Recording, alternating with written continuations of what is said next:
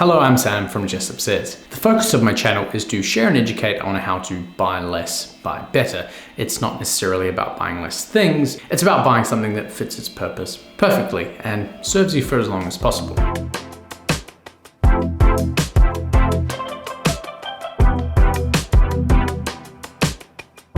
Now, it's probably no secret that I like shoes.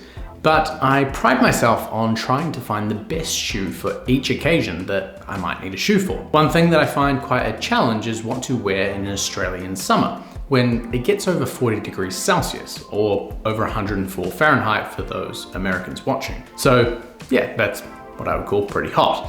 For me, it's a problem because my feet sweat a lot, so wearing boots is pretty much impossible. Shoes is fine, but not ideal. And of course, I tend to wear a lot of loafers because they offer a lightweight option that's really comfortable, even without socks. But what other options are there out there?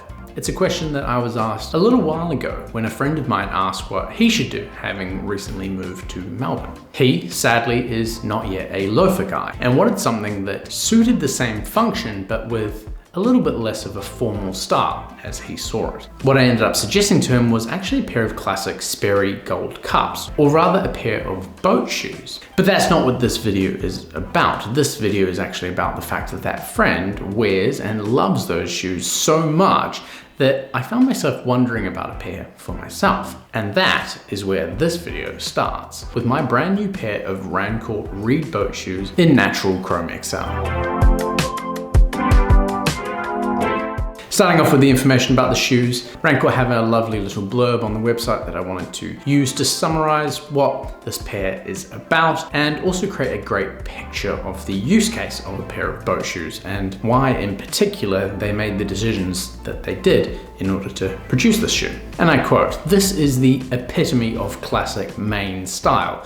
The Reed boat shoe is the perfect summer shoe. Not only do they look great with a pair of chinos or shorts, but they perform just as a boat shoe should. The Horween Chrome XL is highly water resistant and incredibly durable, and we've kept it unlined so that you can wear them without socks. The non-marking rubber boat soles have sipping in them, which makes them stick like glue to slippery surfaces. A pair of chestnut leather laces wraps around the heel to provide an extra snug fit. Each pair is crafted in Lewiston, Maine, USA, using our genuine hand-sewn moccasin construction. Breaking it down even further, they are unlined Horween Chrome XL. They feature a non-slip, non-marking deck sole. They have chestnut leather laces. They have nickel-plated brass eyelets. They are genuine hand-sewn moccasin construction. They are made in Maine, USA. They typically retail for $265 USD. My pair were part of a crowd-funded production, which offered a $100 discount. Basically, they offered this over COVID to ensure that those factory workers got paid through that time period. I paid $46.50 in shipping, and the final cost for my pair were $211.50 in USD, which is just over 300 Australian dollars. And of course, the size I chose was a US 7E.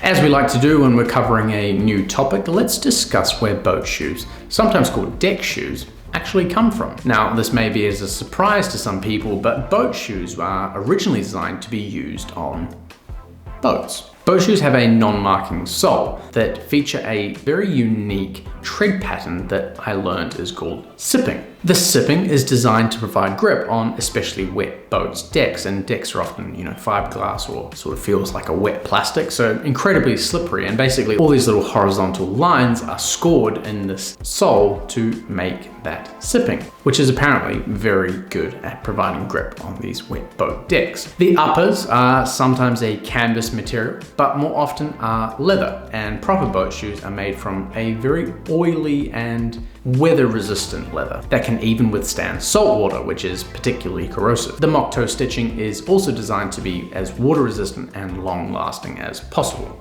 As for the modern boat shoe, this was designed by American Paul A. Sperry, likely a pair very similar to the ones that my friend got. The story of how he conceptualized the sole design, or sipping, is that after noticing his dog's ability to run easily over ice without slipping, he decided to make a shoe that would do the same thing. So using a knife, he cut sipping into his shoe's soles, inspiring a shoe that was perfect for boating, which the company that he started called the Sperry Topsider. So boat shoes have an association with boating. Boating has an association with being a sport or a hobby that only wealthy people can do. And then there's the idea of Ivy League colleges and sports like sailing and rowing, generally both sports that are considered to be very expensive. Boat shoes, of course, are part of that paradigm and are very present in those worlds, and therefore have become some of the most iconic styles for anyone interested in preppy or Ivy looks. Maybe just behind penny loafers in terms of their iconicness. Oh, and a final important note that I'll definitely not be following 100% of the time, but boat shoes are traditionally worn without socks. So a question you're probably thinking is, well, why not Sperry? The first reason is that they're not really made in America anymore, or at least the ones that I can get access to in Australia aren't. And even the ones that are, the price you pay for them, you're not really getting value, so to speak. Sperry is well and truly a fashion brand. There's not anything inherently wrong with fashion brands, but it often means that they use lower quality materials and offer things at a higher price. Looking at pictures of the made in USA Sperry's, I can immediately notice that they are of a lower quality than my Rancor. For example, the lining doesn't even look remotely comparable to the inside of the piece of Chrome XL that I've got in mine. They've got some sort of interesting leather lining in there that to me doesn't look particularly high quality. And then you've got the cost, which is over 375 USD. So transferring that into Australian dollars, that's more than 2 times the cost of what I paid for my Rancors, which, you know, judging on what I can see, probably doesn't mean that the value is really there, especially when you compare it to how great value the Rancors are. Hopefully that explains that.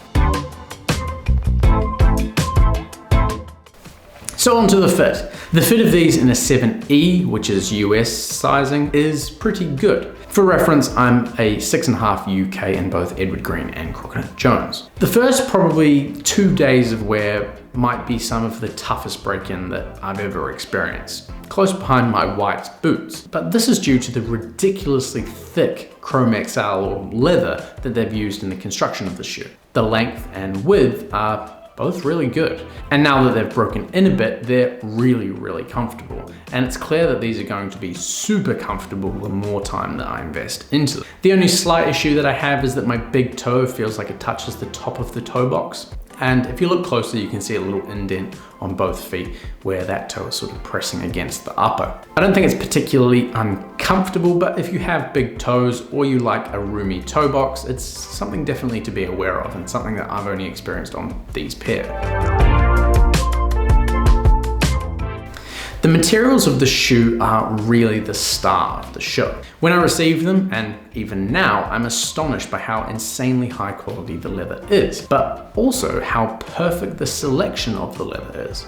There's this thing out there called the Chrome XL lottery, which is basically the fact that Chrome XL has the ability to break, which means the layers of the leather sort of separate and creates a bit of a wrinkled look to the hide. To avoid this, a discerning company takes a lot of time to carefully select each hide before making a shoe or boot. Even then, as far as I understand it, there's no guarantee that you won't experience some form of Chrome XL breaking. Saying all that though, this pair is absolutely perfection. The hides look beautiful and oily, which is a good thing. And the hides just look healthy and very water resistant. Then you have the color, which is called natural, or as I like to refer to it, natty, which means undyed. It's a color that I describe as sort of a soft blondie brown. It's really nice and easy to wear with pretty much everything. Also, hopefully, it'll be a patina magnet. A final note about this leather is the smell. Now, this might not be something that you are into, and I get that, but if you are into it, or if you're not sure if you're into it, then this might be a good pair to test it out on. These smell possibly the best out of any pair of shoes or boots that I have smelled yet, and that is the majestic Chrome XL smell. I'm into it.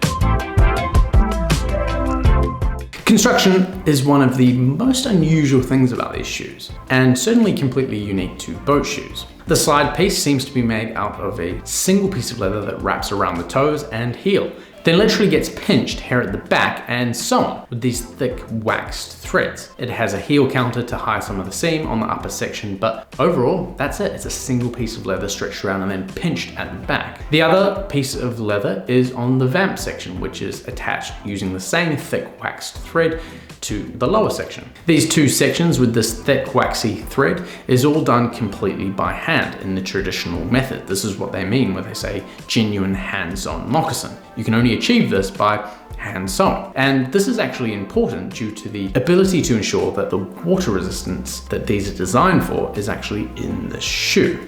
The final part of the construction is the collar adornment that sort of defines what a boat shoe is stylistically. It's sort of a lucha style leather with two eyelets and then a number of eyelets going around the side of the shoe. Then that chestnut leather lace is threaded through all of those eyelets and tied in the front. Though this isn't the type of shoe that you'll need to tie up, it's more of a loafer in terms of how you put it on, so very easy to take on and off. Overall, the construction of the upper is genuinely impressive. Every single part of the shoe has an extremely tidy stitching. I struggled to find a single fault anywhere on the shoe, and I did look in writing this video. Onto the inside of the shoe and the sole.